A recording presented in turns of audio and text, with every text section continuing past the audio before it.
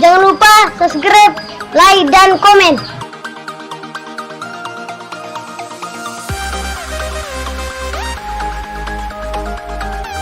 Assalamualaikum warahmatullahi wabarakatuh.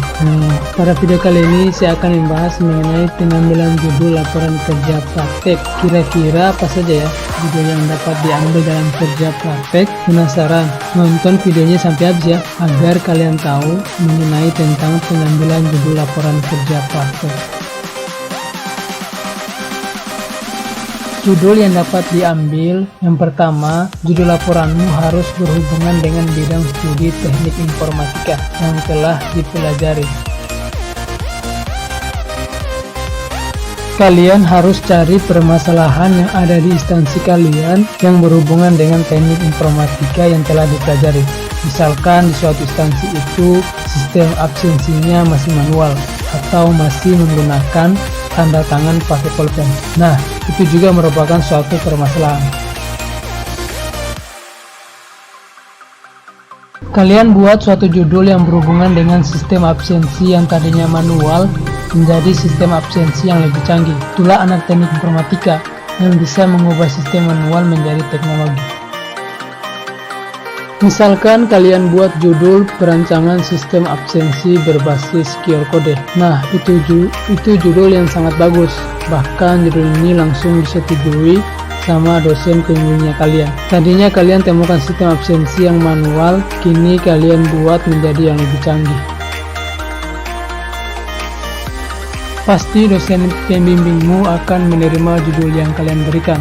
Bahkan dosenmu akan menyuruhmu langsung membuat laporannya.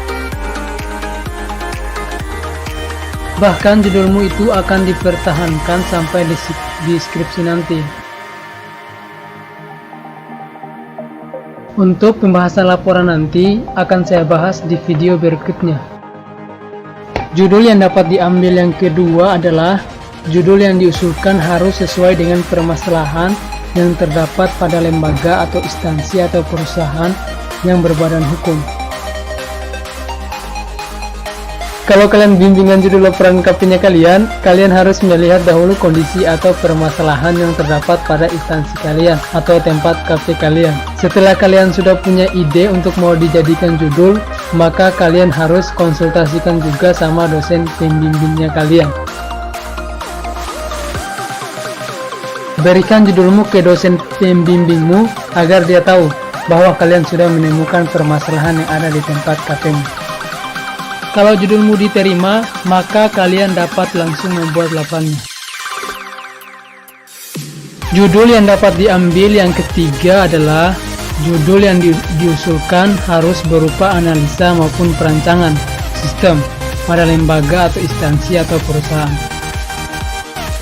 Untuk judul laporan kerja praktek itu harus berupa analisa atau perancangan.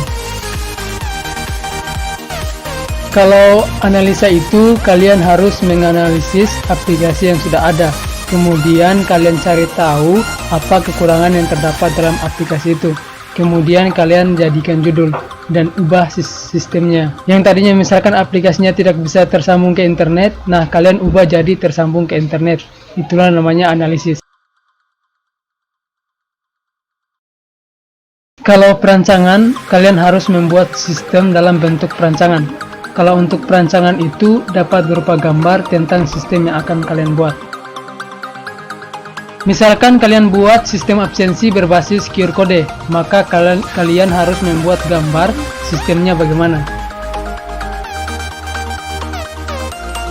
Untuk kalian tahu tentang bagaimana sistem judulmu itu berjalan, alangkah bagusnya kalian lihat di jurnal yang sama dengan judul laporan KP-mu.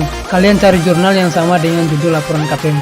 Untuk membuat laporan kerja praktek harus mencari jurnal minimal 10 jurnal. Itu sebagai referensi pembuatan laporan kerja praktekmu. Agar kamu tahu cara membuat laporan kerja praktek dan agar kamu tahu isi laporanmu. Judul yang dapat diambil yang keempat adalah judul yang diusulkan tidak boleh sama dengan judul kerja praktek yang sudah dilaksanakan. Judul laporannya kalian tidak boleh sama dengan senior-seniormu yang sudah melakukan seminar kerja praktek atau teman-temanmu yang sama dengan judul laporannya kalian. Kalau temanmu mengambil judul yang sama dengan kamu, temanmu sudah duluan yang mengambil judul itu, maka kamu harus ganti judul laporanmu.